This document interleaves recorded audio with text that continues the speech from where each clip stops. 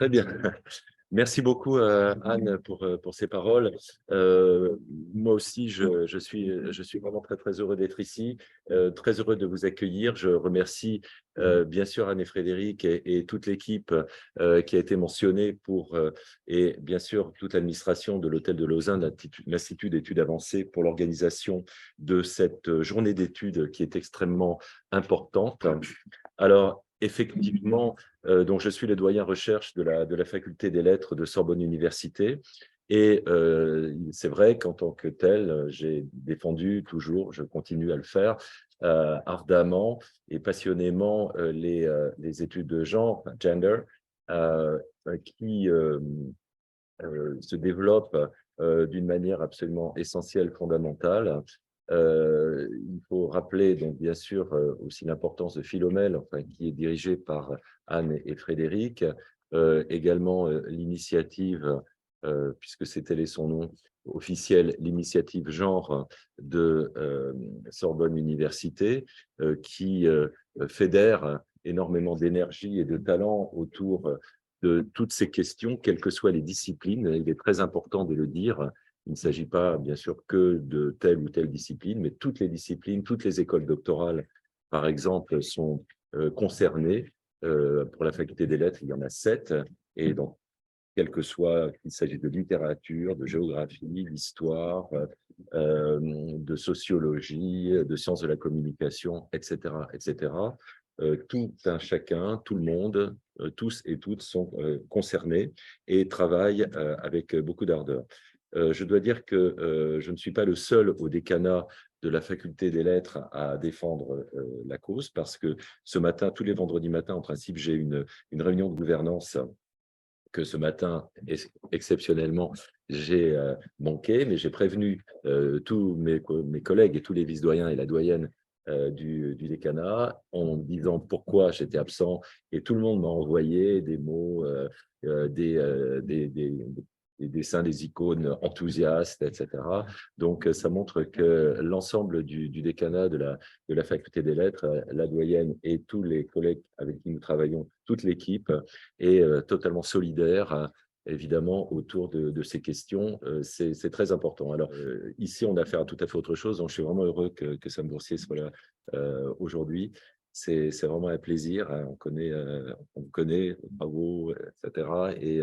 Et le titre de votre conférence est bien sûr d'une limpidité totale, et je crois va beaucoup éclairer, nous apporter bien sûr une force, une puissance conceptuelle très, très importante à laquelle nous tenons. Pour nous qui sommes littéraires, je me tourne vers aussi Anne et Frédéric. Nous travaillons aussi sans cesse avec ces concepts qui sont bon, parfois qui sont mal compris parfois du grand public. Et justement, c'est très, très important qu'un événement scientifique comme celui-ci montre que nous sommes dans la pensée et dans le concept, et non pas dans l'opinion. Je crois que ça, c'est vraiment tout à fait essentiel de se dire que nous travaillons avec des concepts, nous sommes des universitaires, tous et toutes, nous sommes des intellectuels, et nous ne sommes pas dans l'opinion, nous ne sommes pas dans je pense que c'est comme ça parce que c'est moi qui le pense, etc. Toute notre démarche, et la démarche des doctorants et des doctorantes dans leurs travaux qui sont puissants, je dois dire, ces démarches, justement, s'inscrivent dans cette défense et cette utilisation très riche et très fructueuse de concepts nouveaux, parce que la pensée, c'est aussi une évolution permanente, et la fabrication de nouvelles notions, de nouveaux concepts qui évoluent, que l'on critique aussi, parce que finalement, la démarche intellectuelle, c'est aussi ça, bien sûr, de ne pas sanctifier un objet ou un concept, mais le faire évoluer sans cesse. Et je crois que un événement comme celui d'aujourd'hui va le montrer brillamment. Je terminerai en disant que le fait que cette journée se passe donc autour du queer ce matin et de l'intersectionnalité cet après-midi, que cela se passe dans un lieu chargé d'histoire, aussi prodigieux et prestigieux que l'Hôtel de Lausanne, dans l'île Saint-Louis. Symboliquement, je crois que c'est vraiment d'une très, très grande importance parce que cela montre que nous sommes dans un lieu évidemment historique. Baudelaire a vécu ici, par exemple, aussi. Hein, il n'y a pas que le duc de Lauzun. Au XIXe siècle, on peut encore visiter la chambre assez modeste où Baudelaire a vécu quelque temps. Donc, chargé d'histoire, chargé de littérature. Et bien que l'événement d'aujourd'hui ait lieu dans un endroit aussi important, montre bien que nous nous inscrivons aussi justement dans l'histoire. Nous ne sommes pas là reçus de manière anecdotique, mais notre présence, votre présence ici, atteste que précisément toute notre démarche, tous nos travaux, toute notre pensée, tout cela s'inscrit dans ce qui sera la durée et qui fera date. Et le fait que cela se produise ici, pour moi, est aussi extrêmement important, beaucoup plus que dans une salle qui serait anonyme. Donc, une sorte d'ADN omniprésent ici qui va persister, qui va s'inscrire dans ces lieux. Et j'en suis très heureux, très fier. Et je suis encore une fois très heureux de vous accueillir. Et merci beaucoup à Anne et Frédéric, et merci Sam. Merci à vous. Merci beaucoup Frédéric. Donc du coup Frédéric, merci Anne, puisqu'on a pris le café qui nous a réunis. Je précise sur des ennemis universitaires. Honnêtement, je ne m'attendais pas à me retrouver dans un lieu. Vous m'entendez? J'ai l'impression que si c'est bon pour vous, hein. Oui, d'accord. Je ne m'attendais pas à un accueil aussi magnifique, sachant justement de certains lieux qui sont un peu plus hostiles ou quelquefois à mots couverts, parce que maintenant, évidemment, on ne va pas vous dire en face qu'on n'a pas envie que vous fassiez ce que vous faites à l'université, mais on peut quand même vous en empêcher institutionnellement. C'était un peu de ça dont on parlait tout à l'heure par rapport à la situation à Lille, mais c'est vrai qu'en vous écoutant, alors oui, le lieu est magnifique, il est beau, c'est agréable, évidemment. Mais je ne m'attendais pas à être, on ne se connaissait pas en fait, à être dans un lieu aussi favorable. Donc moi, quand vous m'avez contacté, enfin, je veux dire favorable, intellectuellement, vu ce que vous avez dit, monsieur le doyen, Pascal Aquin, parce qu'en fait, des endroits comme ça, effectivement, il n'y en a pas tant que ça.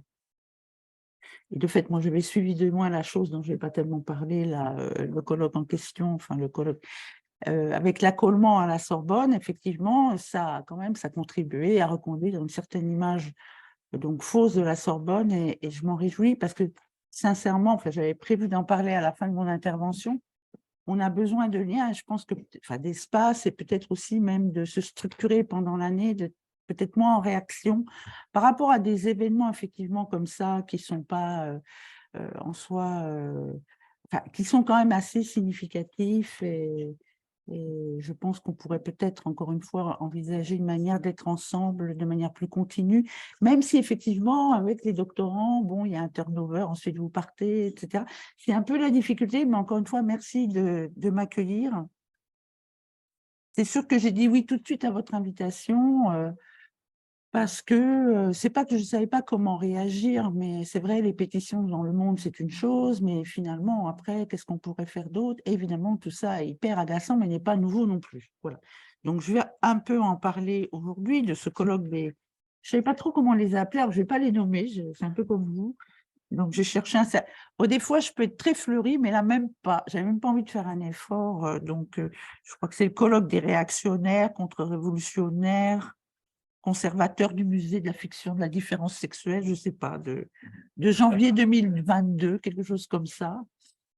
Mais enfin, ils ne vont pas s'arrêter. Et c'est un mouvement quand même transnational. Enfin, je veux dire, les communistes étaient très bien organisés il y a quelques années, mais ils le sont incroyablement bien. Au Brésil, moi, je les ai vus en action, vraiment, c'était, enfin, c'est partout impressionnant, mais il y a effectivement un mouvement. Donc, c'est pour ça que je m'appelle de traiter de militant, vu comme ils militent à l'échelle internationale.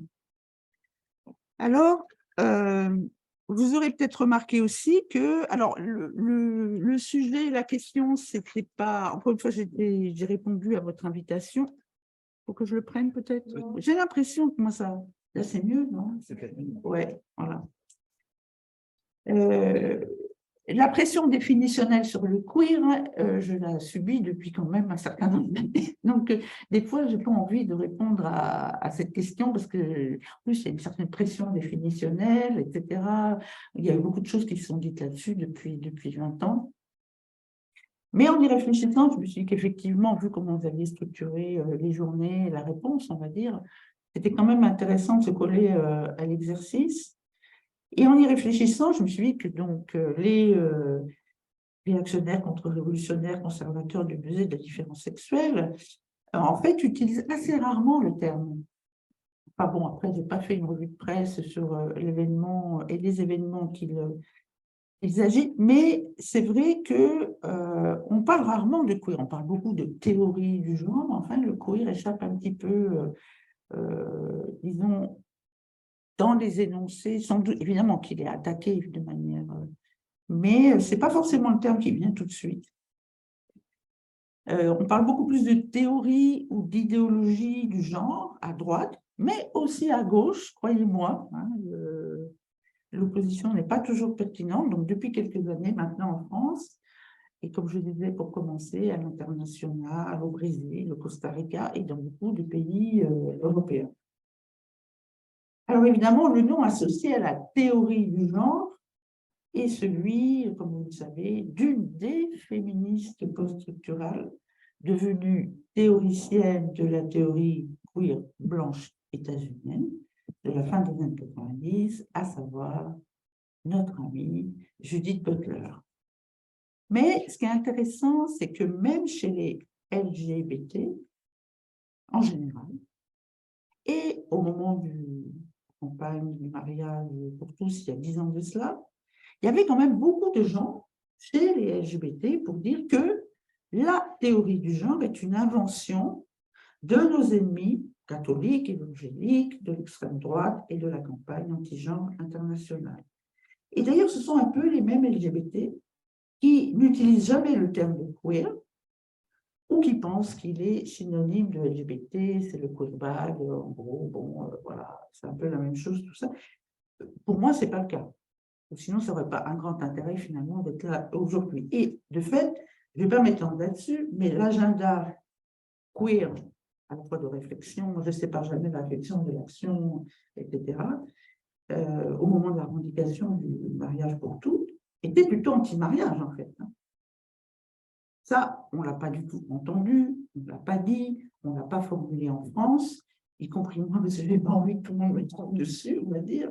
Mais si on prend les groupes queer, les collectifs queer, avec des gens comme Against Equality sur la côte est des États-Unis, avec d'ailleurs un prof maintenant avec très intéressant qui s'appelle Eric Stanley, il y a eu toute une réflexion par rapport à la critique justement d'un agenda finalement qui concernait plutôt des gays, parce qu'en gros, au moment de l'agenda du mariage, les trans sous le tapis, évidemment, mais bon, qui en gros visait le patrimoine, les besoins de la fraction aisée de la dite communauté LGBT. Et donc avec des critiques extrêmement articulées, notamment aussi du côté d'un legal studies scholar. Mais on n'a pas trop ça en France et c'est dommage, c'est-à-dire des gens qui travaillent un peu sur le discours du droit. Donc, Dean Spade, qui est un Foucaultien très articulé dans la critique biopolitique des droits, etc., etc. Alors, je le dis quand même parce que finalement, une certaine pensée queer, toujours, c'est vrai, influencée par Foucault, mais pas que, n'était pas voilà, pour le mariage, LGBT, etc.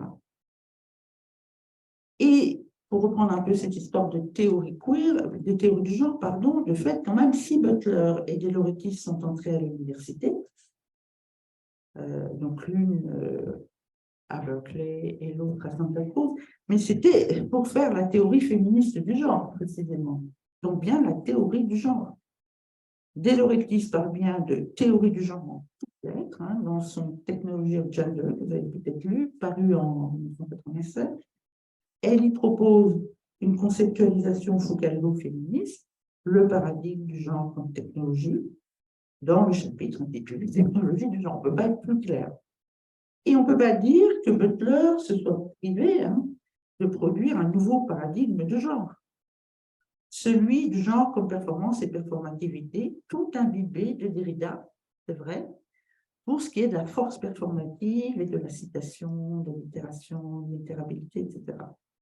Je le dis parce qu'il y a études genre et études genre. Et souvent, dans certains masters genre qui sont d'ailleurs en fait orientés professionnels pour générer des responsables égalité, diversité dans les mairies, dans les régions, enfin, en gros, on nous raconte que le genre est une construction, bon, ben, ça va, on est au courant. Enfin, ce qui est intéressant quand même dans la théorie queer, aussi elle a apporté quelque chose, c'était bien de générer des paradigmes différents, et comme vous l'avez dit, la conceptualisation évolue, elle est critiquée. Je ne vais pas entrer dans le détail de la critique justement de Butler ou de Deloretis, mais enfin voilà, ce qui est intéressant, c'est quand même l'arrivée de ces paradigmes et qui font que oui, il y a bien une théorie du genre. J'insiste sur le fait qu'il y avait quand même des LGBT qui étaient les premiers en fait à se priver des ressources qu'ils avaient eux-mêmes générées face à des gens en fait qui leur imposaient évidemment, je ne vais même pas y revenir, mais une vision complètement orthopédique de la différence sexuelle. Et donc ces deux théories féministes du genre venaient contrer évidemment celle qu'on peut qualifier de non seulement conservatrice, mais assassine de John Money, référence aussi de nos ennemis, qui, lui, dans les années 50, a développé un autre paradigme, le genre comme prédiction, avec une espèce comme ça de modèle cybernétique. Moi, je vais vous prévoir le sexe de votre enfant, parce que du moment où il est interdéterminé, il est indéterminé à la naissance, pardon, mais je vais aussi y remédier. Ce serait intéressant d'y parler, pas d'en parler plus avant, puisque maintenant on est beaucoup dans des paradigmes prédictifs, à la fois des comportements, voire des corps, avec donc pas l'intelligence artificielle qui va nous surpasser, mais avec tout simplement les algorithmes développés par les GAFA. Et donc, ces théoriciennes féministes du genre arrivent à faire monnaie. On voit très bien, d'ailleurs, on peut avoir une conception constructiviste extrêmement conservatrice, et puis il va dire que le genre est une construction pour justement être féministe ou queer. Et puis, évidemment, puisqu'il travaillait dans les mêmes cliniques qu'on appelait à l'époque de l'assignation de sexe, avec, et je ne reviendrai pas sur la psychanalyse aujourd'hui, qui est malheureusement encore très puissante dans un certain sens en France, avec évidemment Stoller. Alors, l'un s'occupe des personnes intersexuées, et l'autre s'occupe des trans. Donc, on a la drag queen, là, les femmes en dehors du paradigme de la différence sexuelle, piège pour la pensée selon Deloretis, les corps féministes et queer versus les enfants inter et trans au service de la différence sexuelle contrôlée par la médecine, la psychiatrie et la sexologie, dans la continuité, évidemment, de la sexologie du 19e, eugéniste, féminisante, pathologisante, etc. Alors, Butler ne voyait pas Gender Trouble, paru en 1990, comme de la théorie queer, puisque c'est une désignation en fait exogène, dont elle aurait écopé lors d'un dîner. Quelqu'un, son voisin, il dit alors, comme ça, c'est vous la théorie queer, c'est vous la philosophe queer. Ça, c'est un numéro de Radical Philosophy qui rapporte cette anecdote. Et Butler a su en faire commerce par la suite, c'est le moins qu'on puisse dire, mais ce n'est pas sûr que ça lui ait fait beaucoup plaisir, en fait, le jour où on l'a dit ça, en tout cas, ou même que ça lui fait du sens pour elle au début. Cette théorie, quand même, alors après, en France, on a essayé de traduire, il n'y a pas en France, hein, mais théorie PD, théorie trou de cul, théorie transpédigrée, enfin, queer, c'est le problème de l'attraction. Je ne vais pas vous dire, vous, à ça, vous, puisque vous êtes comparatiste, mais voilà, nous, on n'a jamais en France traduit la violence de l'injure, justement. On dit queer, et à un moment, queer à France Culture, c'est pas, oui, bonjour, c'est la théorie trou du cul, non, oui, la philosophie queer, c'est très intéressant, aujourd'hui, nous allons inviter Jane Butler. Ce que je veux rappeler, en fait, c'est que d'autres théoriciennes queer ont voulu entrer à l'université pour faire de la théorie féministe queer avant donc, ces deux célébrités, auxquelles il faudrait évidemment ajouter Ève, Sophie Séduit, et encore une fois, vous devez beaucoup fréquenter vu tous les travaux qu'elle a fait en littérature. Mais ces autres théoriciennes queer ont été rejetées, bloquées, effacée du monde académique ou intégrée en mode précaire extrême. Je pense bien sûr à Gloria Ansaldoa, qui s'est fait jeter en 1988 du programme de doctorat du département de History of Consciousness, donc de l'Université de Santa Cruz, où travaillaient Delores Ortiz, Donna Haraway et Angela Davis. History of Consciousness, c'est vraiment le département féministe, imaginez la décision qui consiste à utiliser les termes qui sont utilisés dans les techniques en fait collectives de production de foi de pensée, de corporalité, de subjectif, que sont les groupes de Raising Consciousness. Un département d'History of Consciousness, c'est pas rien. Et de ne pas accepter une lesbienne, chicana, queer, diabétique, working class, pauvre, qui travaille déjà un petit peu à l'université en tant que vacataire, justement. Quand même, c'est intéressant, d'autant que Gloria Ansaldoa s'identifie comme queer et en parle dans un texte intitulé La Prieta, publié dans This Bridge Called My Back, Writings by Radical Women of Color, qu'elle édite en 1981. Pas trop jouer avec les dates, mais vous voyez que c'est quand même un peu avant les stars de la théorie du genre queer. Donc, elle édite ce bouquin avec Cheryl Moraga dans la grande tradition des textbooks, mais pas au sens universitaire, où on va demander, faire un call, demander des textes, de factures très différentes d'ailleurs. Hein, ça peut être des poèmes, ça peut être des textes théoriques. Et donc, les voilà qui s'attellent à ce texte, évidemment, parce que ce que l'on appellerait les queer of color maintenant, mais les surrogate women aussi, ou les femmes asiatiques, ou les chicanas, ou les lesbiennes ne sont, enfin bref, sont quand même assez exclues de ce qui est en train de se passer dans l'université. Le recueil peut donc ouvrir, alors il n'a pas été traduit, et c'est très tard, il y en a un autre qui est paru 10 ans après, This Bridge Called Home. Et donc ce recueil qui a vraiment été, qui a été très influent, c'est vraiment une bonne chose, et qui a été publié à, je ne sais plus, en la 5e édition, 5e préface, enfin, niveau de préface, c'est des milliers d'exemplaires. Donc, ce recueil voulait ouvrir un espace pour les femmes lesbiennes, les queer of color, exclus de l'université et du mouvement féministe blanc. Et voici ce qu'on trouve dans ce texte, d'après l'étape, en fait, la théorie queer, la praxis queer, l'auto-identification queer est constante dans l'œuvre de Gloria Ansaldoa, y compris dans le Bordelum de la Frontera, qui vient d'être traduit, enfin, aux éditions Convokis. Et donc, la préface a été faite par Paola Baqueta, que je vous invite vraiment à lire, parce que c'est quelqu'un d'horriblement modeste, d'incroyablement doué, et qui est en théorie queer, en politique queer, en activisme, qui a fait ses études en France.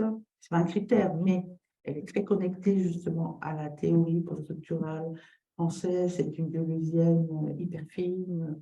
Il y a un bouquin qui va sortir de la Duke University. Enfin, maintenant, les livres de l'université sont lus par je ne sais pas combien de personnes qui les refont, qui les simplifient, donc elle n'en peut plus. Mais elle va faire un livre sur sa manière d'aborder justement des concepts dans l'intersectionnalité qui, à mon avis, va être très, très important.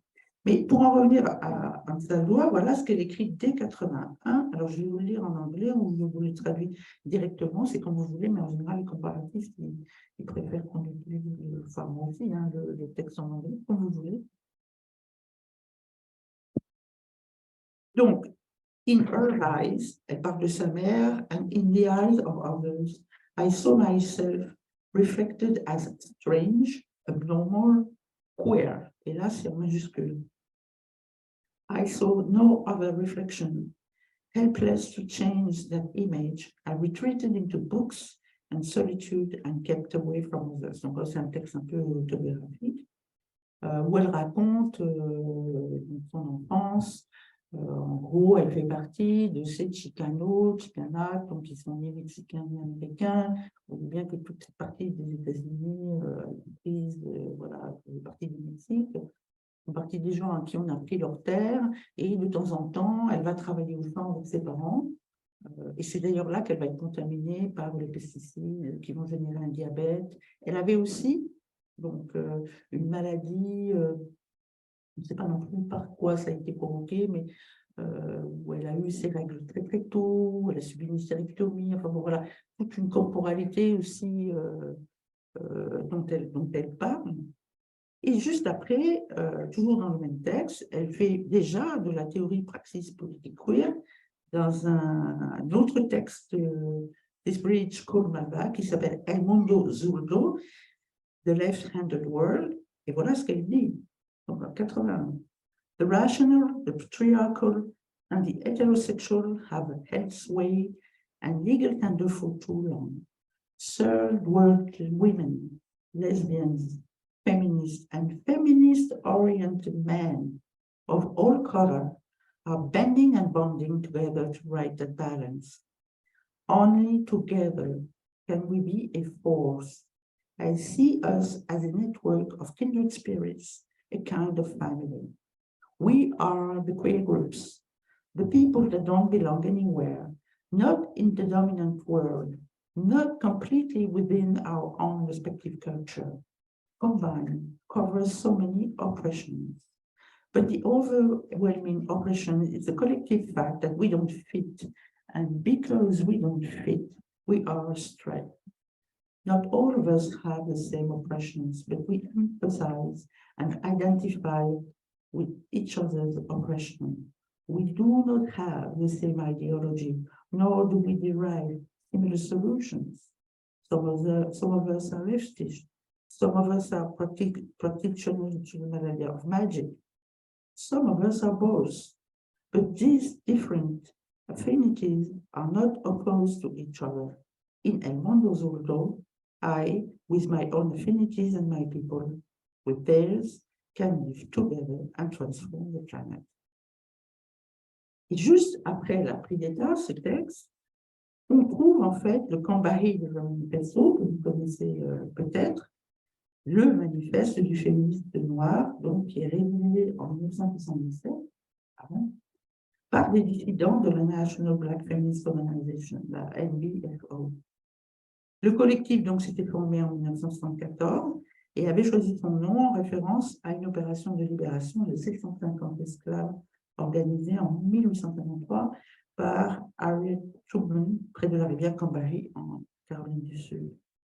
Et ce qui m'intéresse là, c'est la proximité, en fait, que moi j'avais oublié, du Cambahis River Manifesto, où il y a beaucoup de lesbiennes d'ailleurs qui écrivent ce manifesto, dans Desperate Call My Back. Et aussi parce que ce texte est souvent cité pour avoir été le premier à mentionner et à revendiquer les fameuses politiques des identités, ou de l'identité, identity politics. Et là, c'est le début d'un contresens, d'un mépris, d'une silenciation de la théorie blanche, en fait, queer, envers, justement, le supposé essentialisme des third world women et des queer of color qui croiraient encore aux identités.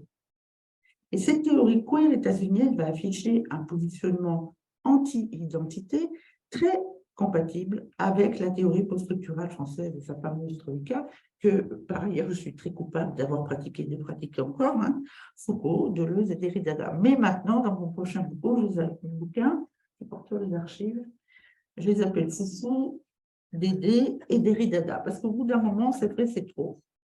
Mais bon, vous n'êtes pas obligé de faire pareil. Mais moi, ça me soulage un peu de mon addiction quand même, en fait, de ce lien que je continue d'avoir avec la théorie post-structurale française. Mais en fait, ni Anne-Salois, ni les Cambahis ne sont identity-based dans leur proposition, leur stratégie politique, et on l'entend un petit peu dans le texte. On est plus dans la coalition, dans la solidarité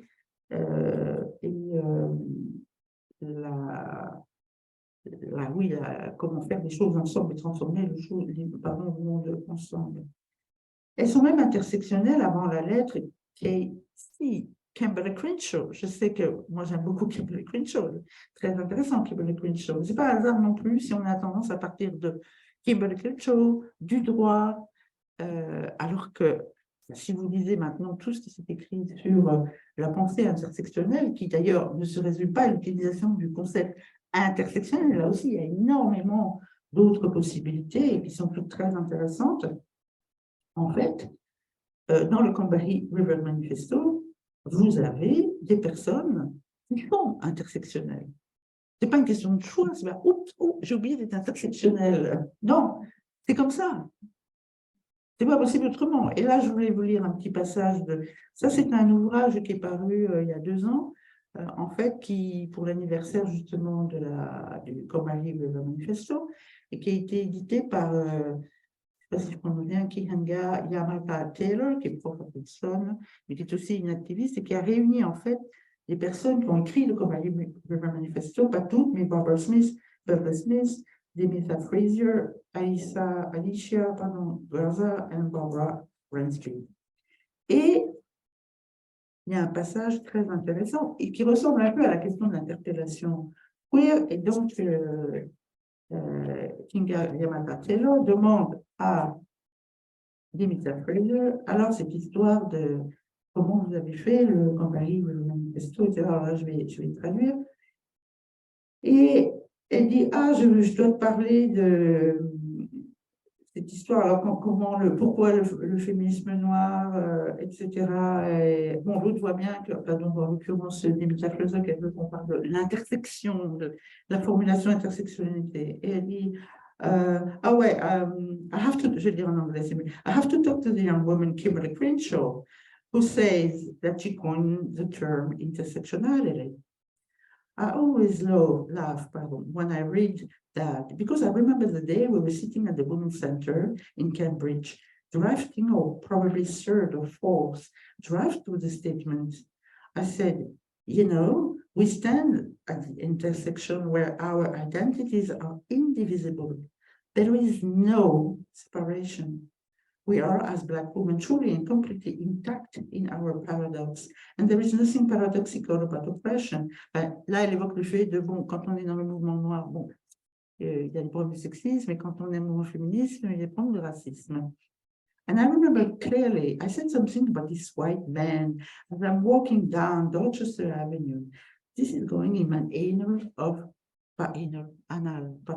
les annales, pas anal, excusez-moi, of racism in broad daylight, yells across the street at me, and I'm 25 years old. Hey, black pussy, you want to suck my dick?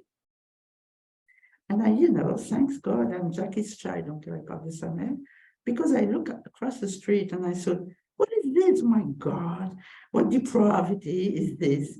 I didn't feel a sense of shame or anything. I'm thinking, what people, what's wrong with you? Donc, c'est intéressant parce que on voit bien là aussi comment, c'est une autre manière, non pas de… Moi, je ne suis pas là pour dire qu'il y a une histoire repériodisée, l'intersectionnalité, mais généalogiquement, j'espère que du coup, je ne mords pas trop sur la conférence de cet après-midi sur l'intersectionnalité. Vous voyez, ce que j'essaie de faire, c'est de montrer que des choses ont été séparées alors qu'elles n'étaient pas séparées. Et d'ailleurs, moi-même, je le fais. Enfin, je veux dire, quand on le petillon de la théorie queer en France, tout imbibé, tout addict qu'on était de la troïka que j'ai citée, Derrida, des Pifoufou, on est parti, évidemment, avec une intelligibilité immédiate avec ce que faisait Baudelaire de ces personnes-là, mais nous, on a roulé sur ça. Je veux dire, on a reproduit, en fait, cette manière, justement, de faire, une théorie queer quand même blanche, on peut le dire. Donc, ni Ansagua, pourtant, ni les Combahee ne sont dans les politiques de l'identité au sens où on leur a reproché. Elles sont d'ailleurs coalitionnistes et elles sont d'ailleurs plus proches en ce sens des coalitions politiques queer, épistémopolitiques de référence, par exemple, de Jean Acteur New York et ensuite Acteur Paris, qui ont beaucoup, comme vous savez, investi de manière assez focalienne aussi sur la question du savoir-pouvoir, de l'expertise, etc. En fait, ces gens-là sont sur une vision d'identité sexuelle de genre relationnel, de position, une identité qui est forcément multilayer. Race, classe, handicap, sexualité, religion, santé, genre. Et le problème quand même de la théorie queer officielle des années 90, c'est qu'elle s'est focalisée sur le genre, les genres. quelquefois sur genre et sexualité si on intègre Gail Rabin dans la danse, et je pense qu'il faut le faire, et qui elle-même, justement, est très anti-genre, hein, dans ses films. Elle dit, il faut arrêter de tout penser par le prisme du genre. Bon, elle ne pensait pas non plus avec la race. Hein.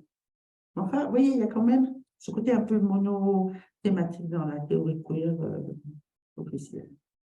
Et dans le contexte universaliste, républicaniste, anticommunautariste des années 90, maintenant, la pression contre le communautarisme, vous voyez bien qu'elle ne s'exerce plus contre les LGBT.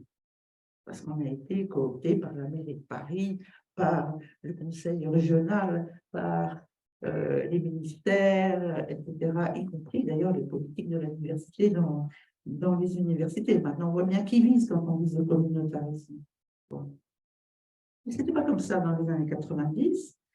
Et je voudrais quand même préciser que bon, la théorie queer politique française a pris le contre-pied quand même, parce qu'on en avait besoin, de la critique hautaine des politiques de l'identité des universitaires états-uniennes, précisément parce que la politique, on la voyait déjà comme identitaire, post-identitaire, ça on le prenait bien en philosophe post-structuraliste, évidemment, mais le fait quand même de dire, voilà, il y a des gays, il y a des PD, il y a une littérature gay ou il y a une littérature sida, représentait quand même une stratégie cruciale pour l'affirmation culturelle et la construction des subjectivités en tant que minorité sexuelle et de genre en France.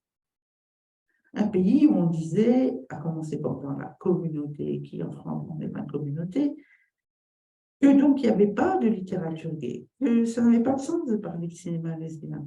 Et c'est ce que j'entendais au centre gay et lesbien de Paris à l'époque. Et donc on est parti en toute connaissance des causes, arbre au poil, des Deleuze-Derrida au Foucault, qui, comme on le sait, sont tous très anti-identité, tout en piochant dans leur théorie pour les coaliser et les féminister. Donc, on a repris évidemment cette notion de performativité chez Derrida, la subjectivité et le devenir minoritaire chez Deleuze, la critique de la vérité de l'identité sexuelle chez Foucault, mais en même temps en occupant une position un peu dialectique, identitaire, post-identitaire. Bon, parce que finalement, on peut très bien ne pas être essentialiste en s'affirmant. Alors maintenant, peut-être on dirait plus des subjectivités, mais à l'époque, c'est important en France d'affirmer une certaine politique des identités. En même temps, c'était différent de Derrida qui se prend à écrire comme une femme ou une lesbienne en compagnie d'Hélène Sexou et des féministes différentialistes. Non, ça, c'était pas notre tasse de café queer. J'ai commencé par pas mal de rappels, en fait, mais c'est parce que j'ai l'impression que c'est quand même important de souligner que, et à l'époque, on nous a même posé la question, le propos, évidemment, n'était pas défendre la version étroite et de droite de la politique de l'identité. Parce que c'est ça ce qu'ils nous disent, les gens là qui nous attaquent. Mais pas plus non plus que celle des LGBT d'aujourd'hui. Donc, je voudrais un peu complexifier le propos. Nous, on ne voulait pas dire « if you're not the same as us, you're nothing ». On ne voulait pas faire des politiques séparatistes, puisque le scénario politique, même s'il n'a pas très bien marché, était celui de la coalition et un peu quand même de la transformation sociale radicale. On était de se situer dans une perspective systémique. Révolutionnaire, non, puisqu'on était sur le paradigme foucaldien de la résistance, en tout cas pas réformiste. Et ça n'existait pas non plus des politiques de la différence, très bien critiquées par Monique Wittig, l'écriture féminine, etc., etc. Et comme le dit Barbara Smith, l'une des rédactrices d'ailleurs du manifeste du Coopérative Manifesto, d'ailleurs toujours en conversation avec Ena Matatiello, donc qui est aussi une activiste et auteure de From Black Lives Matter to Black Liberation, c'est un bouquin qui est sorti en 2016 et qui est très impliqué dans BLF.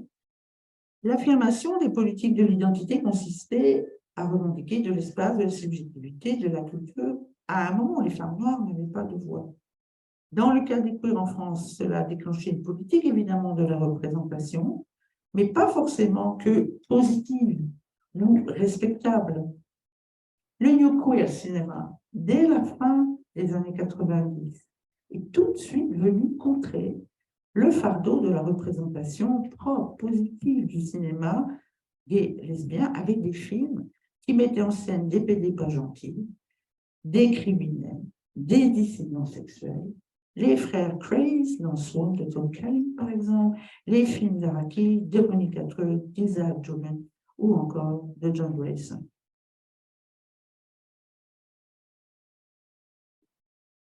Alors, vous allez dire, mais pourquoi il parle autant des politiques de l'identité?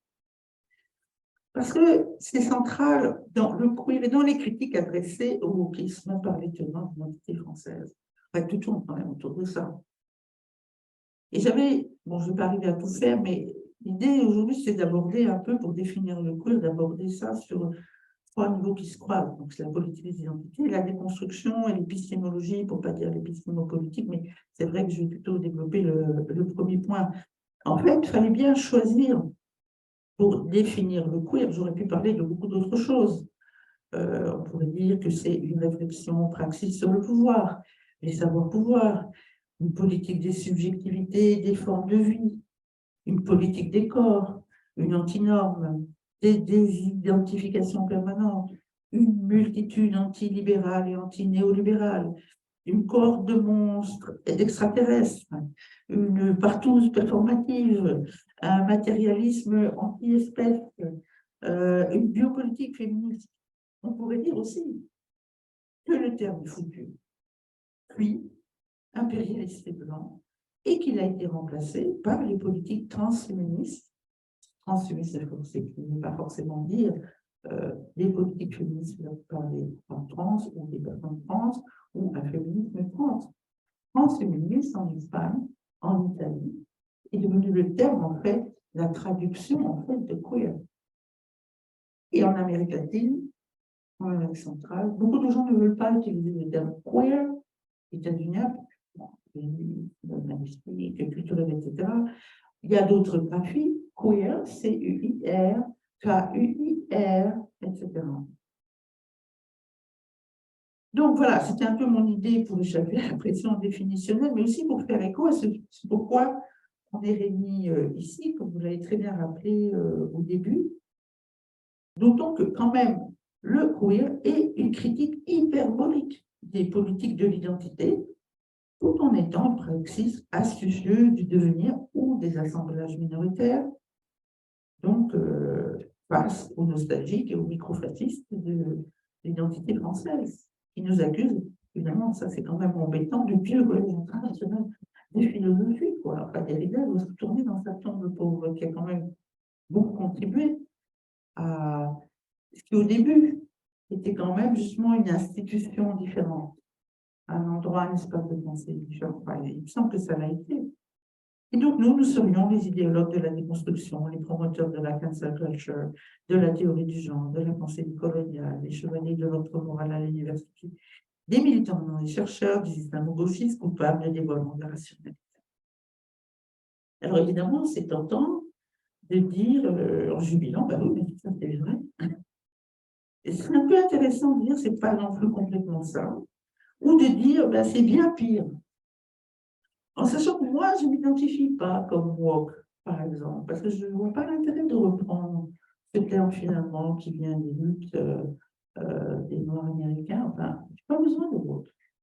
Je veux dire, tout ce qui a été fait dans les études culturelles portées aux culture studies ou portées par une minorité depuis les années 70 dans l'université, qui sont sans doute très critiquables, donc sont des prises aussi dans un certain mouvement marketing, avec le surgit il y a toujours des studies, tous les matins, il y a une nouvelle studies, des studies, des techno-studies, etc. Mais enfin, quand même, au début, les studies en question ont été portées par des minoritaires qui ont investi le champ universitaire et qui ont fait des choses très intéressantes. Et je ne suis pas du tout sûre que les études culturelles, alors ça dépend des disciplines, mais les deep culture studies, avec le point de vue minoritaire qu'elles autorisent, des changements épistémologiques qu'elles procurent, soit finalement rentrés en France. Nous, c'était un peu dispositif. Pour moi, c'est un peu tout ça que je suis allée à l'université. Non, ça s'est assez mal passé, en fait. Hein. Vu quand même la force des disciplines en France, en sciences humaines, en sciences... Enfin, pour moi, après, on dirait quel est votre diagnostic, selon là où vous êtes. Mais c'est quand même la sociologie qui a fait main basse sur les études de genre, et franchement, il y a un peu en place qui en sont. Il y a quand même des gens qui continuent à aller labourer le terrain, et c'est le terrain, pour aller interviewer les gens, urgent, et franchement, ce que ça donne, bon, moi, je préférerais qu'il n'y ait pas d'étudiants. Hein. Enfin, je veux dire, je ne vois pas l'intérêt. Sans parler de tout ce que ça présuppose comme positionnement du sociologue aussi dans l'université, maintenant, quand même assez néolibéral, assez privatisé, etc.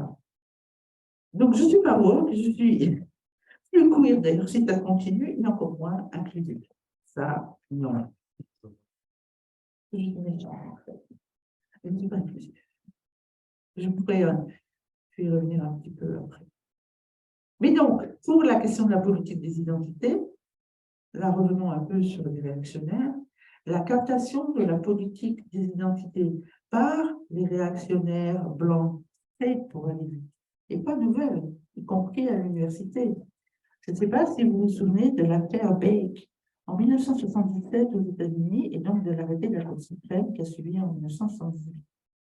Bake était un ancien Marine et il voulait s'inscrire à l'Université de Californie à l'école de médecine. Et sa candidature a été refusée.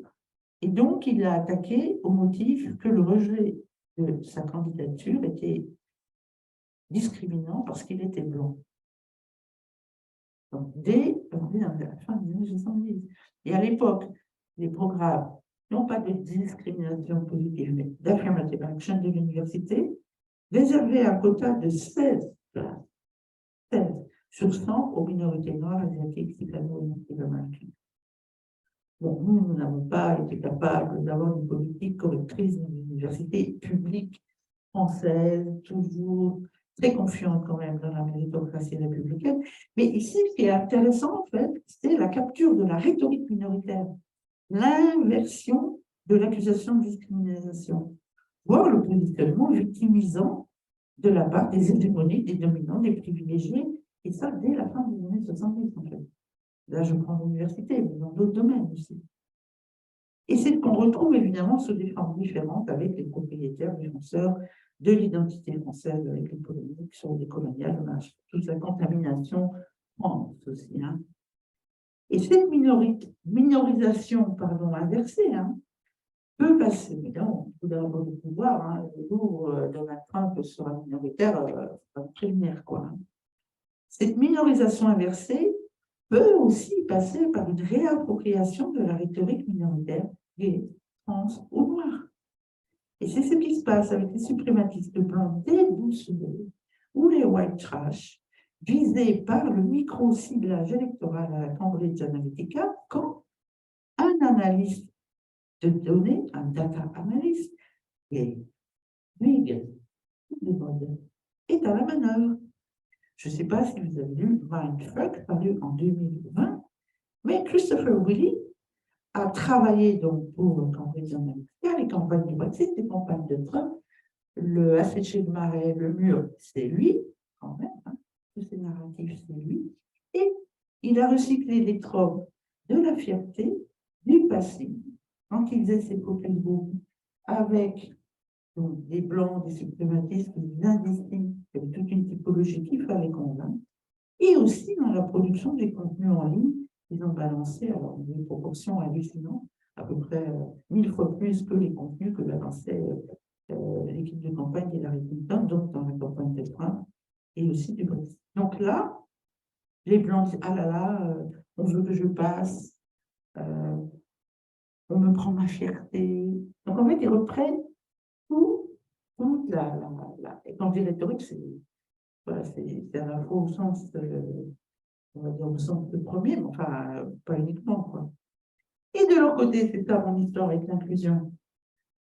Les managers de la diversité, de la visibilité et de l'inclusion, que sont devenus, c'est logique, les entreprises au premier chef, bien sûr, mais aussi leurs followers, les États, les ministères, les mairies, les conseils régionaux, les facs qui investissent sur les politiques des identités en direction des minorités de préférence sexuelle et de genre.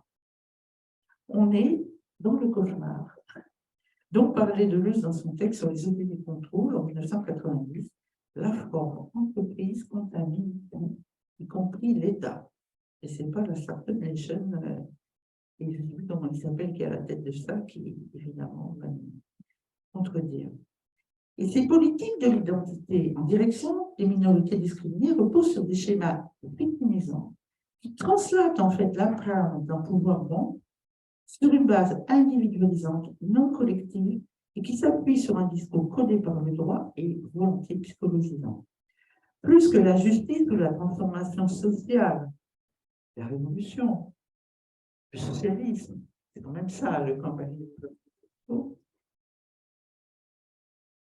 C'est la santé mentale, c'est le bien-être, la bienveillance, qui sont devenus les mots-clés de la réalisation personnelle pour tous, du be yourself et du come as you are au boulot.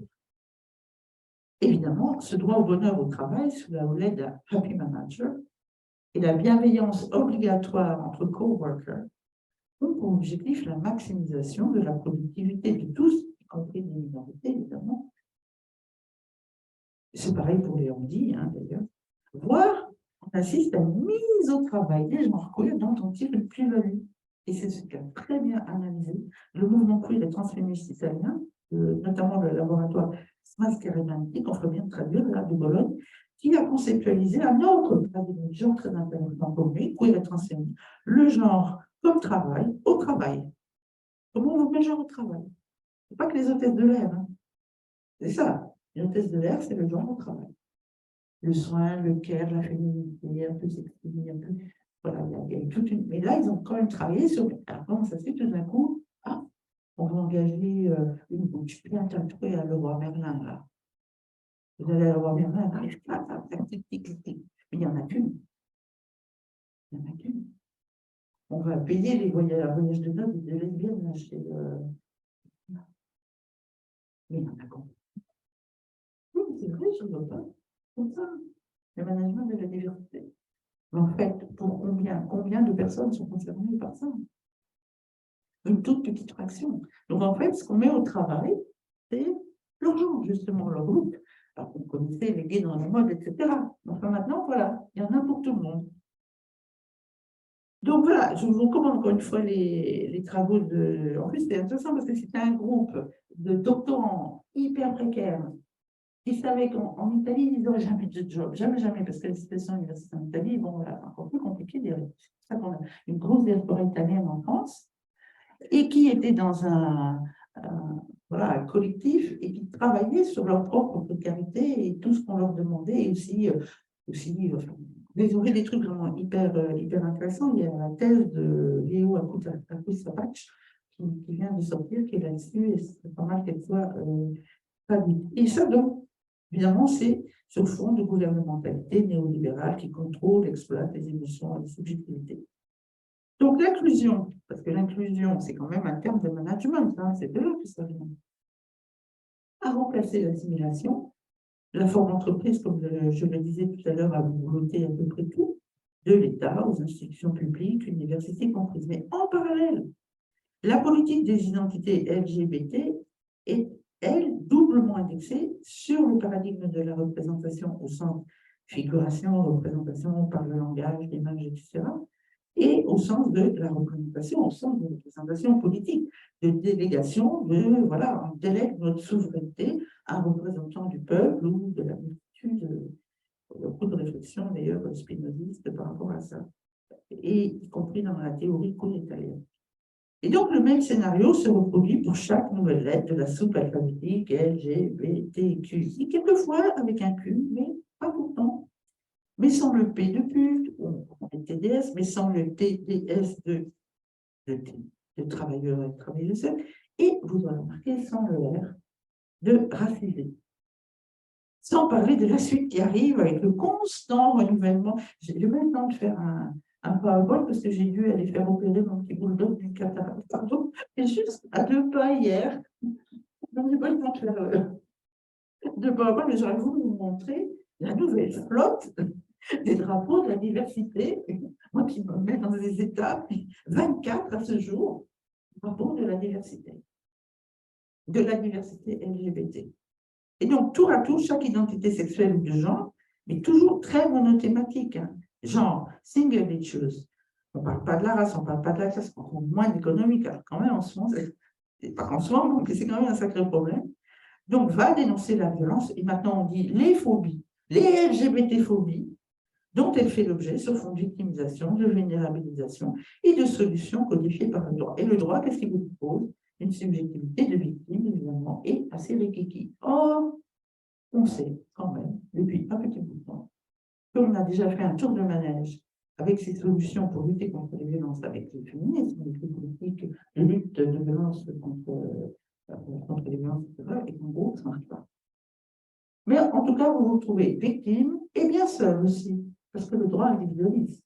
Le droit libéral, c'est l'individu, hein. Ce n'est pas le collectif queer, hein, là. Non, non, non.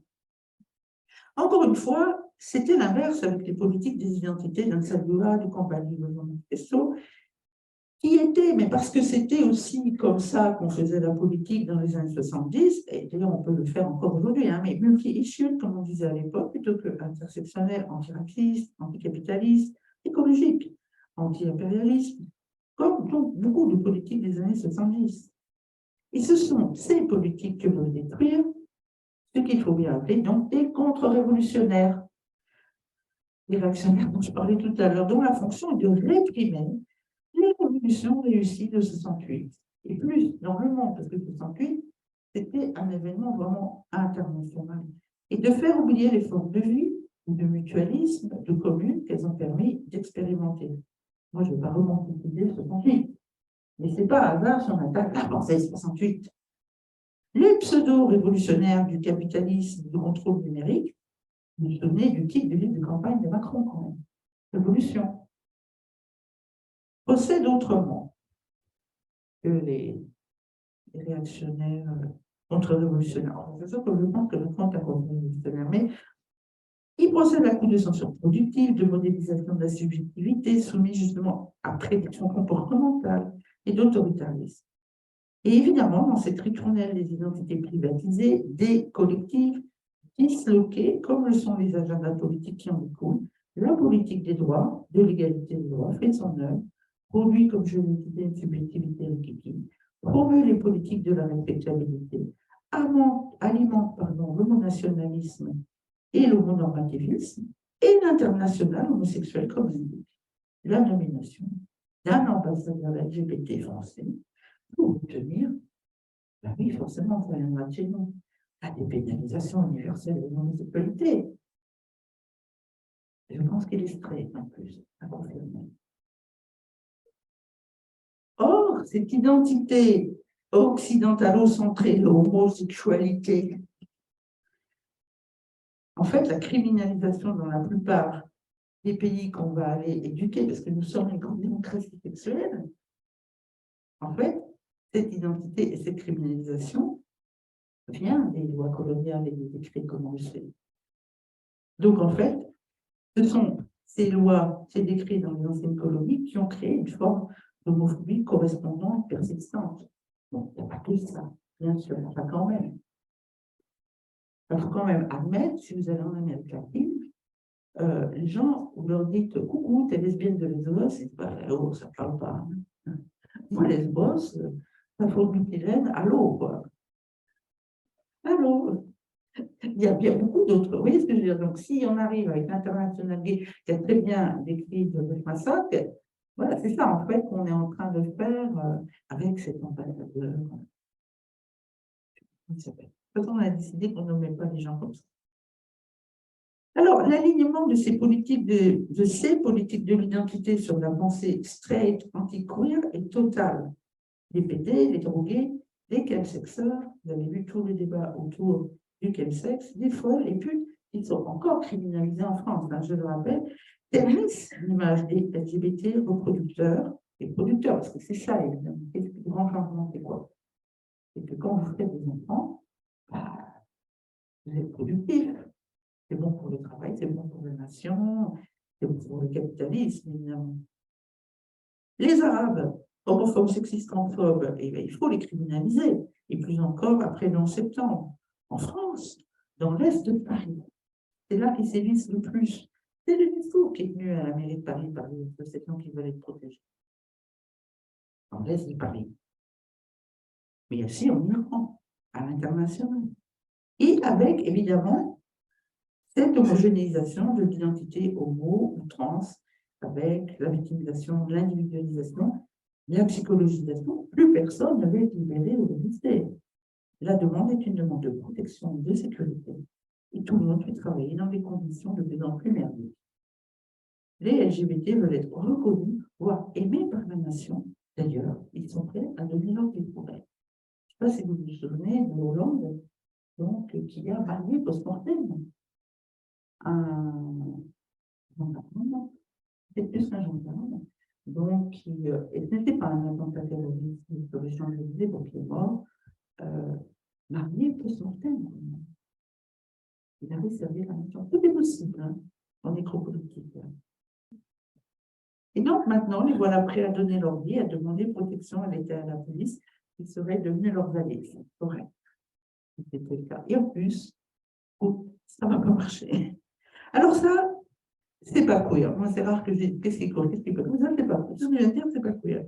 Et pas intersectionnel pour en remettre une couche. C'est pas l'intersectionnalité queer à la Core Behavioral Manifesto ou à la ANSA-LOA, donc, qui, comme on l'a vu, n'est pas quand même la version disloquée, disloquante de la théorie blanche canonique, Butler, Deleuze, ce truc.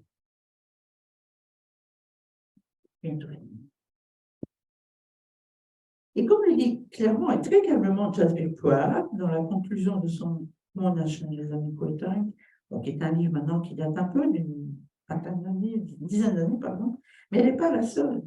Les corps et les politiques queer doivent quitter le champ associé des politiques de la visibilité, de la représentation et de l'identité, surtout quand on a une formule intersectionnelle simplement additive. La race, la classe, le genre, la religion, la nation, la sexualité, l'âge ne sont pas des données analytiques qui peuvent être séparées. Mais un assemblage, il y a toute une théorie de l'assemblage assez deleuzienne, assez spinozienne, avec la théorie de l'affect, je n'ai pas le temps d'y aller. Mais, encore une fois, l'intersectionnalité est un projet politique qui a été fourni par des vues intersectionnelles. Nous, souvent, et on fait partie, on dit « Ah, il faut oublier, il faut être intersectionnel. » L'interpellation ou le manifeste du combat libre, le manifesto, c'est à niveau ontologique, on n'a pas trop le choix en fait. On n'a pas, je vais pas oublier, on est, notre vue, nos oppressions, notre combat est intersectionnel. Et dans sa synthèse rétrospective sur la pensée de la politique intersectionnelle, dont est parlé par Kimberly Crenshaw, Vivian May, qui est quelqu'un qui a, j'oublie toujours le titre de son bouquin, mais je vais le retrouver, qui a fait pour moi une des généalogies vraiment très intéressantes de l'intersectionnalité, en travaillant aussi à partir des propositions des pensées justement décoloniales, de Maria Lugones, etc., et de bien d'autres. Elle redit à quel point l'intersectionnalité est une orientation politique, une forme de pensée et d'action qui a pour objectif la production et la modification de la subjectivité, que c'est une pensée et une praxis de l'engagement, une pensée matricielle, donc sur les inégalités, les identités, les savoirs, en un mot. L'intersectionnalité queer est un projet épistémologique, une approche ontologique et une politique radicale, et certainement pas libérale, évidemment comme moi, néolibérale. Ce n'est pas une niche avec l'ajout des différences, des facteurs de pression, des variables identitaires, et encore moins de ce que fait la sociologie dans ce domaine avec des critères sociaux, quelque chose. Elle est impossible quand elle se cale sur les politiques de l'identité et indexée sur les politiques de la représentation. Elle ne suit pas le modèle assimilationniste et droit civique même des années 60. Parce qu'à l'époque, il y avait déjà de la critique par rapport à ça. Elle nous rappelle qu'elle ne peut pas se fonder sur le sujet libéral moderne et donc sur la politique de l'égalité des droits qui va avec, ne serait-ce que parce qu'elle ne prend pas comme subjectivité celle qui correspond à la vision unifiée et libérale du sujet et de l'agency qui va avec. Je ne suis pas en train de dire que le droit ne sert à rien. Je suis en train de dire qu'il faut en faire une utilisation stratégique. Ce n'est pas l'alpha et l'oméga de la politique. Et que surtout, il ne faut pas croire au droit. Le droit est très ambivalent. On en a épreuve tous les jours. Regardez ce qui se passe aux États-Unis avec le droit pour l'avortement, etc. Deux mots pour finir, enfin, sur bon, la déconstruction, je n'ai pas le temps, finalement, l'épistémologie, je n'ai pas dit grand-chose, mais sais plus si c'était Blanquer ou l'autre, là, le président du Collège international de philosophie, je ne sais pas, il est plus invité à la télévision. Je ne comprends même pas comment il a été élu. Enfin, peut-être qu'on pourra parler de ça, qu'est-ce qu'il fait là? Je ne sais pas si Le collège c'est. international, c'est le collège de philosophie. Pseudo. C'est pas du tout pareil. Non, C'est juste une association. Ah, mais vous êtes rassuré, je suis venue, je n'ai pas perdu ma matinée. Parce que j'étais quand même en vrac et je me disais, C'est une association, en fait. c'est intéressant. Mais il y en a déjà qui font plus, qui est international, Voilà. et ça n'a absolument rien à Non, voir. c'est une escroquerie. C'est une C'est association. une usurpation et une escroquerie. Voilà. Ah, ben je me suis fait voir. Oui, Pourquoi pourquoi ça? Bon, alors je retire pour Derrida, qu'est-ce que tombe dans sa tombe, etc. Mais parce que franchement, quand il est dans les débats, une émission le soir de débat sur France 5, c'est hyper ambigu. Enfin, Parce moi, qu'il joue sur les. il se présente comme ça. La Sorbonne héberge, etc. Oui, oui. C'est ce que je disais tout à l'heure. En fait, ce n'est pas du tout ça. Hein. C'est ce que j'ai dit tout à l'heure, je ne répète pas. Et là, c'est aussi une usurpation. Très bien. Bon, on est content. Il faudrait que ça s'arrête. Non, Mais c'est important de le dire. oui, mais faites bien de me le dire, parce que moi, je racontais Les personnes présentes ici ne connaissent peut-être pas exactement ça. parce que moi, je racontais des conneries. C'est pédagogique, c'est important. Non, mais merci, merci. Donc, ah oui, il y avait quand même. Alors, c'est quand même lui qui a dit, le Blanquer, enfin les deux, là, qu'il fallait déconstruire la déconstruction avec cette périodisation de Fock, avec le Wolfgang II, le Fou de Nietzsche, 3, la pensée 68 sur tous les mots, et last but not least, la déconstruction intersectionnelle. En fait, ce que j'essaie de faire aujourd'hui, quand même, c'est que nous aussi, on peut avoir quand même tendance à une drôle de linéarité. Parce que des fois, ce qu'on raconte, c'est l'arrivée du genre ou du queer, puis de l'intersectionnalité dans l'université française. Et peut-être aussi qu'on se dit, voilà, on pense, on croit, on veut être du bon côté quand on se met en position de faire des efforts pour être maintenant intersectionnel ou en défendant l'intersectionnalité contre les réacts blancs, straight, identitaires. Quand même, je voulais un petit peu complexifier les choses. Et il faut bien une critique interne aussi, voilà, de qu'est-ce que c'est le monde queer ou l'agenda queer ou la pensée queer. Et donc ça, je pense que je peux le faire. En tout cas, moi, j'en ai besoin. Et la déconstruction, c'est l'Amérique des Derrida qui veut bien rendu, mais la déconstruction, c'est quand même pas Derrida, c'est les mouvements politiques radicaux, révolutionnaires, intersectionnels, les formes de lui, les subjectivités des années 60-70, et qui ont, comme je le disais tout à l'heure, trouvé traduction épistémo-politique à l'université, avec Cultural Studies et toutes les studies, donc elles ont généré les Feminist Studies, Queer Studies, Black Studies, Chicana Studies et bien d'autres. Comme je disais tout à l'heure, peut-être que nous n'avons pas su, mais peut-être que vous voyez les choses autrement, et si c'est le cas, tant mieux. Peut-être que moi, c'est mon espace universitaire un peu pourri, il faut bien le dire, un peu rétif, qui fait que je suis peut-être trop pessimiste. Nous n'avons peut-être pas complètement, en tout cas, dédisciplinarisé nos savoirs, et les sciences humaines et sociales. Je parlais tout à l'heure quand même de l'analyse de la sociologie sur les sciences humaines. La sociologie, pardon, sur les étudiants, avec les anthropologues qui essaient d'être plus gentils, comme d'habitude, etc. Voilà. Et l'absence d'études queer en France, quand même. L'arrivée des étudiants, il ne faut pas l'oublier, en France, c'est quand même concomitante de la privatisation néolibérale de l'université. Tout d'un coup, si c'est arrivé, alors que ce n'était pas possible, moi je suis arrivée à l'université, personne n'en voulait. À un moment donné, l'université, c'est un peu comme le plan handicap, un coup de pied au cul d'Europe, à Côte de Bologne. À un moment, il va falloir le faire. Les étudiants, si vous voulez avoir des étudiants chinois, parce que nous, on prend beaucoup les Chinois, parce qu'on faire. Ah oui, il y a eu des calculs quand même. Je ne dis pas que c'est ce qui se fait partout. Mais je me pose quand même la question, mais en même temps, je sais que ce matin, et je vous en remercie encore, hein, il y a des espaces, mais est-ce qu'il y en a assez d'études pour les épistémologies minoritaires, monstrées, queer, quelle que soit la manière dont on les appelle. Parce que notre déconstruction laborieuse, c'est un peu comme avec cette version de l'intersectionnalité qui résulterait de notre volonté de recoller des morceaux qui n'étaient pas séparés, en fait, ou qui l'ont été par notre positionnalité blanche, au-centrée, pétrie quand même de colonialité. Avec Derrida dans notre monde disloqué, disloquant, on se tripote un peu les binarismes de la différence sexuelle, l'opposition entre écriture et oralité avec un horizon. Oui, on va les abolir, mais enfin, est-ce que, pendant qu'on passe encore ce temps, peut-être à faire ça, ou à y réfléchir, est-ce qu'on n'offusque pas les épistémologies du Sud que nous avons détruites, les mondes queer, non dualistes, évidemment non cartésiens, le monde aux autos dans sa loi, et tant d'autres formes de queer conocimiento, parce qu'il y a toute une théorisation du conocimiento queer chez Ansaldoa. Voilà, donc j'ai parlé de, c'est vrai que peut-être ça veut dire aussi qu'il pratiquait les textes de Barretta, d'Ansaldoa, j'espère que d'autres choses sont traduites, voir aussi quand même, moi je suis en train de le lire, honnêtement je ne l'avais pas lu, mais il est quand même assez important dans le bouquin de Buenaventura de Santos sur l'épistémologie de l'émergence, quand même, c'est quand même assez costaud. Il y a beaucoup. Moi, j'ai des étudiants qui me font des thèses avec ça, en fait, et ça marche très, très bien.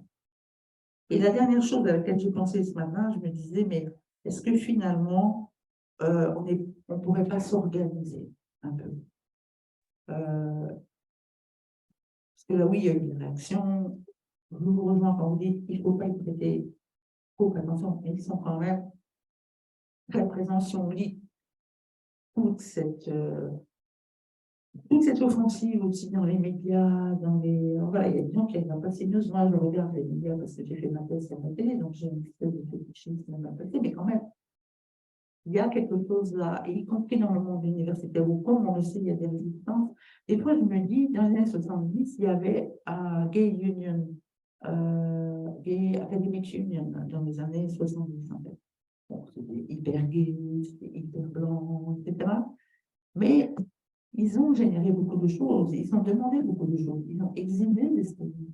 C'est eux aussi qui ont lancé le mouvement des archives, finalement. Bon, il faut que je m'intéresse aux archives LGBTQI, etc.